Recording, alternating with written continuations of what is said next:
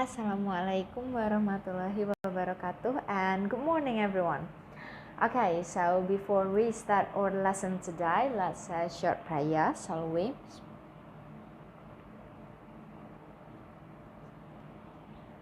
Amin, thank you very much. Okay, jadi our lesson today kita akan membahas tentang exercise 59, maksudnya di halaman 59 dan 60, and this exercise ini talking about incomplete adverb clause ya. Kenapa warnanya pink? Ya nggak apa-apa, lagi pengen pakai pink aja ya. Ntar pasti ada yang mikir, apaan sih ini Miss Langit pink-pink mulu ya kan. Soalnya saya tuh nggak tahu ya warna yang cukup bright itu apa gitu. Soalnya kalau pakai kuning ya tetap aja butek gitu. Jadi ya wes lah kita pakai pink aja ya. Okay, so kita akan ngebahas exercise-nya yang ada di halaman 59 dan 60, and I'm sure that you have done this exercise. Ada some of you yang kemarin udah ngumpulin ke Miss Langit juga. Nah cuman sekarang saya nggak mau kayak ngambil nilai dari exercise yang ini, karena saya pengen kalian melihat dan juga memperhatikan bagaimana sebenarnya cara kita untuk bisa menyelesaikan soal-soal yang modelnya kayak gini ya. Oke. So, kita akan membahas tentang exercise di halaman 59 dan 60, jadi silahkan dibuka dulu ya. Oke. Jadi yang pertama adalah kita harus fokus pada kalimat soalnya dulu, kita baca sampai titik ya, sampai habis, baru nanti kita akan menentukan kira-kira apa. But you should also remember that the first thing yang harusnya kalian cari gitu ya pada sebuah kalimat itu tentu pada subjek dan verbnya dulu ya. Kalau nggak ada subjek dan verbnya ya berarti itu yang ditanyain gitu ya. Terus yang nomor 2-nya, kalau misalnya kita nih lagi talking about adverb clause dan emang kamu juga tahu bahwa oh ya ini berarti yang ditanyain ini adalah adverb clause-nya gitu ya. Berarti kita akan fokus pada yang full dulu. Full berarti dia punya marker, subjek, dan verb.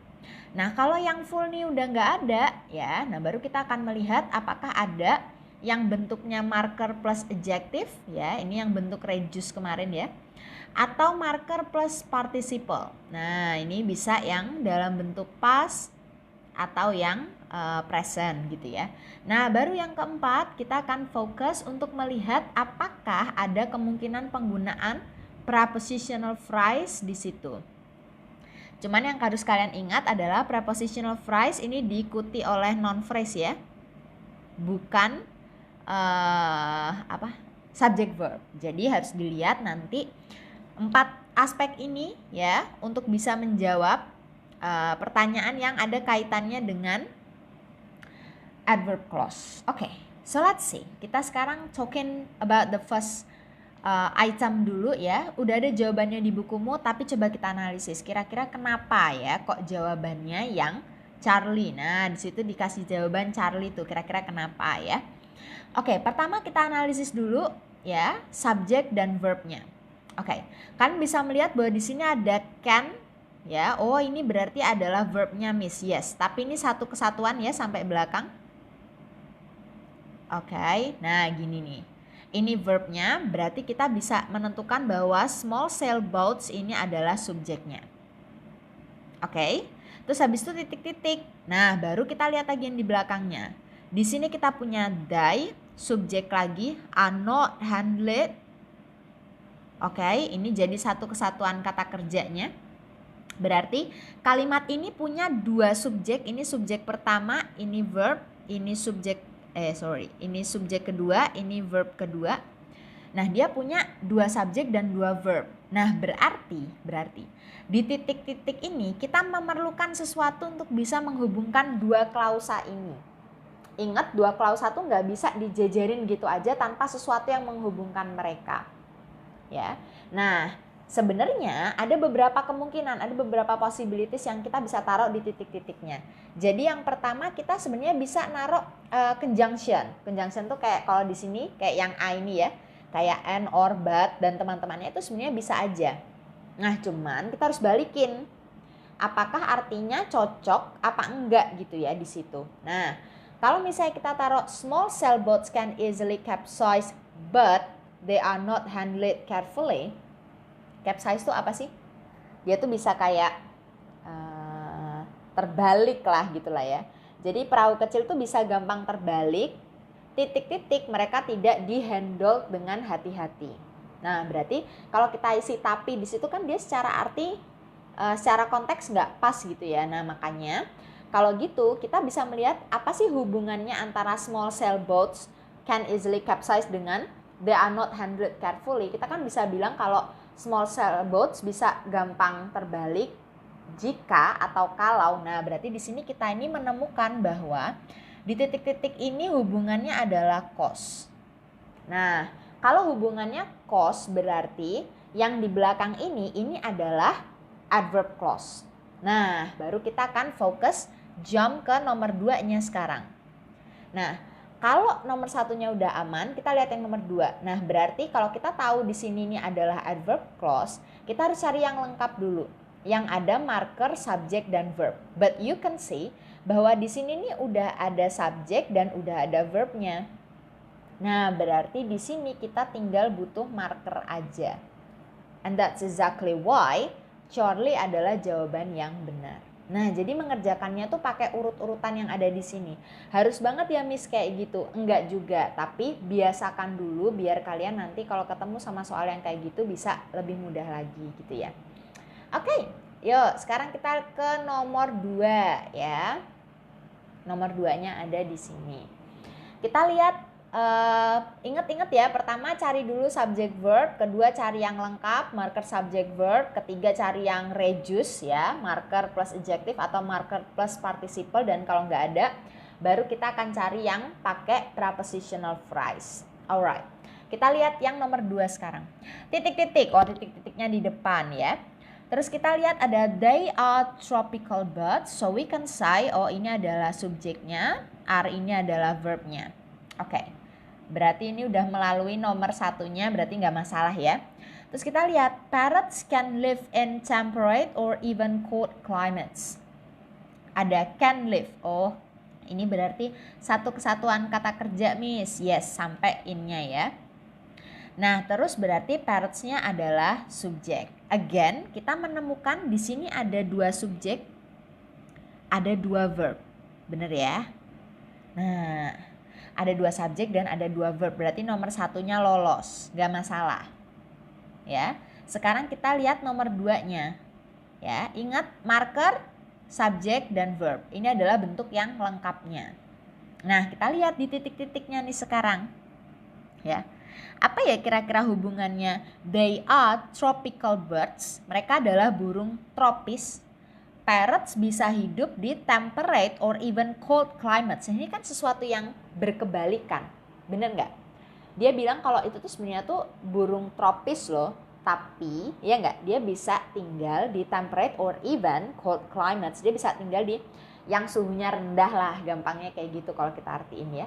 Nah berarti kita bisa melihat bahwa hubungannya si they are tropical birds dengan parrots can live in temperate or even cold climates ini tuh berkebalikan. Ya, berkebalikan dia. Jadi kayak berseberangan gitu.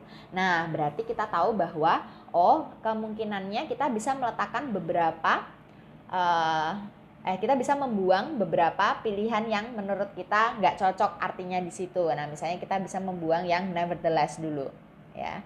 Nggak tahu artinya nanti searching ya. Ya bener kan, nggak tahu artinya nanti searching. Nah kemarin tuh kita belajar kalau di bagian yang full kita harus menemukan adanya marker subjek dan verb. Nah kita bisa lihat di sini kita udah punya subjek dan verb. Berarti harusnya di titik-titik nih kita kasih marker. Nah mana nih dari alpha, bravo, dan delta yang bisa menjadi marker? Nah, itu jawabannya adalah yang bravo ya, yang even though. Despite itu bukan marker loh ya, ingat dia ini adalah prepositional phrase yang harus diikuti non phrase lah. Sementara kita di sini lihat dia ada subject verb kok, berarti despite nggak bisa ditaruh di situ. Oke, bergerak ke yang nomor 3 sekarang ya. Kita punya blank added to a liquid and toy breeze lowers the freezing temperature of that liquid. Oke, seru nih soalnya ya. Kita lihat titik-titik added to a liquid. Bisa jadi kata kerja si added, maybe. Kita lihat nanti ya. Cuman kita lihat yang setelahnya dulu ya. Yang jelas-jelas ada subjek dan verbnya dulu. Nah, di sini kita dapat kata lowers. Ini adalah verb. Nah, berarti antifreeze ini adalah subjeknya. Nah, berarti dia subjek verbnya udah ketemu nih. Berarti nomor satunya aman ya. Sekarang kita lihat yang nomor 2. Ya, apa nih kira-kira hubungannya antifreeze dengan added to a liquid? Kita nggak tahu karena bisa jadi ini kan kalimat nggak lengkap ya secara arti, jadinya kita agak bingung gitu ya. Nah, sekarang kita lihat ya. Titik-titik added to a liquid.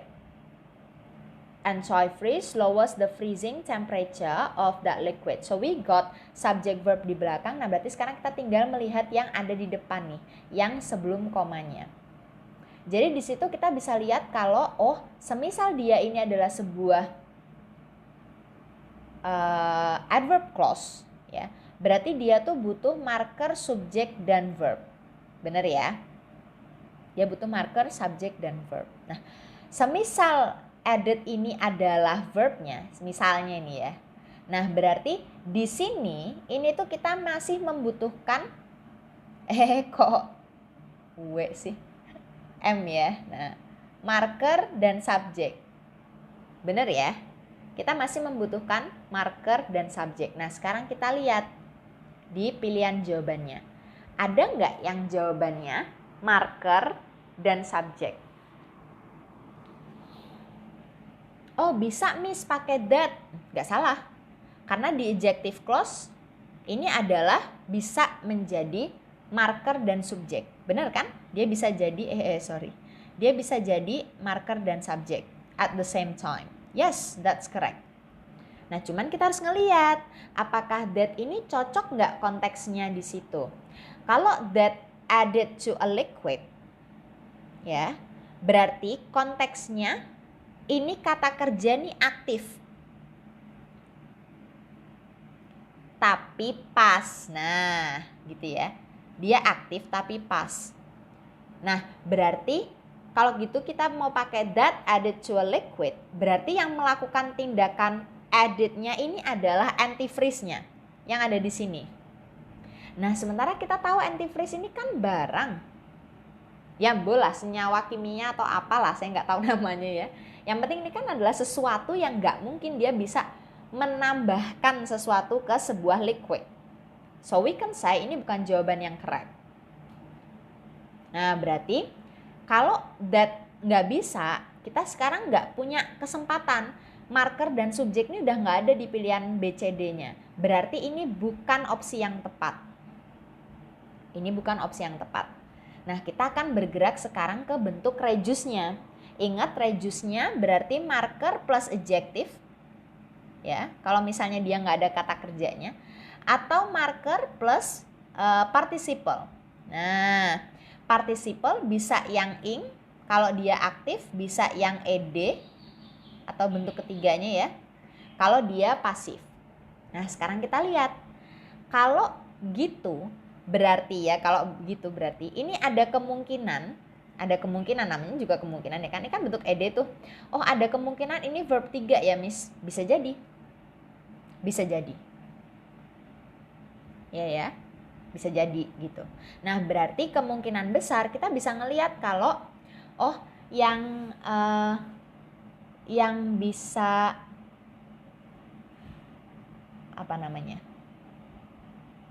yang bisa jadi marker plus verb 3 itu ada 2. Nah, jadi kita lihat di sini ya. Kita di sini punya marker 2 ini. Bener ya? S sama when. Yang it is udah buang aja, ini salah ya. Udah salah nih. Nah, sekarang kita lihat ya, yang bisa jadi marker kan 2 itu tuh ada S, ada when. Nah, sekarang kalau dia tuh bentuknya tidak full, ingat ya, kalau dia bentuknya tidak full seperti ini, berarti dia bentuknya harus reduce. Nah, reduce itu marker plus participle. Nah, kalau ini adalah participle-nya, si added ini, berarti kita membutuhkan marker doang di situ. Berarti jawabannya adalah yang delta. Nah, gitu ya urutan ngerjainnya ya. Oke, kita move sekarang ke nomor 4. Yo. Blank, advertising is so widespread in the US, it has had an enormous effect on American life. Oke. Kita lihat di sini advertising ada is, oke, subject verb.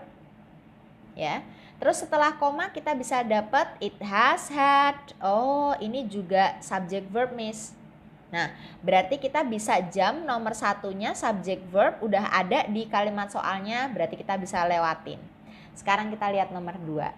Kira-kira apa nih hubungannya antara advertising is so widespread in the US dengan it has had an enormous effect on American life? Ya kita nggak tahu, karena nggak ada kata hubungnya ya kan, karena nggak ada markernya, nggak ada penghubungnya juga, kita nggak tahu apa nih hubungannya gitu ya. Tapi kita bisa again menebak. Nah, kalau semisal di 4 ini nih adalah adverb clause, berarti kan kita nih butuh yang full dulu. Marker, subject, dan verb. Nah, kita lihat. Di sini ada advertising, ada subject berarti. Ada is, ada verb. So we can say, oh kalau dia udah punya subject, verb, berarti di titik-titik nih kita butuh marker. Nah, sekarang dari 4 pilihan jawaban, mana yang bisa jadi marker? Nah, kemarin kan udah bikin latihan ya, yang tentang bikin kalimat dengan marker. Saya yakin sedikit banyak kalian coba, pasti akan nempel juga marker-marker itu di kepala kalian. Cuman ya saya bisa langsung aja kalau yang menjadi marker ya since. Soalnya itu aja yang bisa jadi marker, yang lainnya kan nggak bisa gitu ya. Oke, gampang. Kita pindah ke nomor 5 sekarang. Weh, seru nih. Blank toward shore, its shape is changed by its collision with the shallow sea bottom. Oke. Banyak arti yang kata yang nggak tahu, nggak apa-apa. Yang penting coba yuk kita analisis. Kita lihat di bagian depannya yang sebelum koma, dia ada titik-titik terus toward shore. Berarti nggak ada subject verb di situ, ya. Sekarang kita move ke setelah komanya. Its shape is changed by. Oh, di sini ada is. Oh, berarti sampai belakang ya, Miss. Yes, that's correct. Sampai sini nih verbnya. Terus subjeknya ada di sini. Nah, berarti kita bisa jump dari nomor 1. Subject verb udah nih kita lewatin. Berarti sekarang kita punya kemungkinan ya, kalau misalnya dia nih membahas tentang adverb clause, berarti kita cari yang lengkap dulu, marker, subject, dan verb. Nah, sekarang kita lihat ya, ada nggak yang bentuknya marker, subject, dan verb di situ?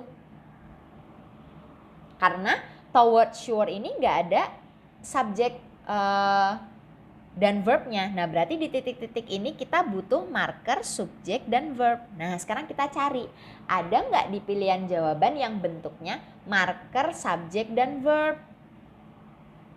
Oh, ada, Miss, yang B. Ini markernya, ini subjeknya, dan ini adalah verbnya. Yes, berarti Bravo adalah jawabannya. Nah, gampang ya? Nggak susah ya? Nggak susah. Cuman perlu latihan ya, biar bisa. Oke, nomor 6-nya sekarang. Blank are increasingly linked over long distances by electronic communications, but many of them still prefer face-to-face encounters. Jawabannya ada although people, ada despite people, today people, dan the fact that people. Oke, sekarang kita lihat. Blank, ya. Terus ada increasingly linked over. Oke, di sini kita tahu bahwa ada verb. Oh, berarti ini satu kesatuan kata kerja gini ya, Miss. Ya. Ini verbnya. Tapi verb utamanya ada pada kata are-nya ya. Oh, di sininya kita udah dapet verb, Miss. Oke, kita lihat. Kita lihat dulu yang setelah koma. But many of them. Lihat, di sini ada conjunction. Loh, ada but-nya, Miss. Ya, ada but-nya di situ. Many of them still prefer. Oh, di sini kita dapat kata verbnya. Berarti ini adalah subjeknya. Yes. Nah, berarti masalah nomor 1 subjek verb udah terlewati. Sekarang kita lihat nomor 2-nya. Nah, apakah kita bisa meletakkan marker subjek verb di situ? Nah, kita lihat. Di sini kita dapat kata but. Nah, but ini sebenarnya kan fungsinya ya kurang lebih sama aja sama marker ya. Dia tuh kan ngeling gitu ya. Ngeling dua klausa di dalam satu kalimat. Nah, jadi kalau misalnya kalimat itu tuh dalam kasus soal ini ya, dua klausa ini tuh udah ada but-nya, ya kemungkinan besar dia nggak butuh marker. Berarti soal ini tidak membahas tentang adverb clause. Karena dia udah ada but-nya kok. Sama juga kayak misalnya saya mau bilang ayah sedang mencuci dan ibu sedang memasak. Nah, dan itu kan fungsinya buat ngeling dua klausa di kalimat tersebut. Nah, ini sama. But ini fungsinya juga buat ngeling dua klausa di kalimat tersebut. Nah, berarti kalau udah ada but-nya, ya simply kita cari aja subjek dari klausa pertamanya. Karena kan di sini kita udah nemu verb nih yang are increasingly linked over. Nah, berarti sesimpel kita cari subjek aja di situ. Subjek tuh biasanya, ini sambil ngingetin juga ya, noun, pronoun, ya, atau gerund, to infinitive, macam-macam, ya. Nah, kita cari aja berarti yang tidak ada markernya dan nggak ada tambahannya yang lain, ya. Oh, berarti di sini although nggak bisa ya, Miss ya? Yes, dia nggak bisa karena ini marker. Despite people juga nggak boleh karena ini prepositional phrase. Di sini ada verbnya, nggak bisa ya. Nah, terus kita dapat sedai people dan the fact that people. Nah, kalau kita kasih the fact that people, terus kita masih ngeling dia dengan kata but, lah ini jadi kalimatnya gak nyambung gitu ya. Nah, berarti salah satu jawaban yang paling masuk akal adalah yang ini, karena people-nya di sini dia sebagai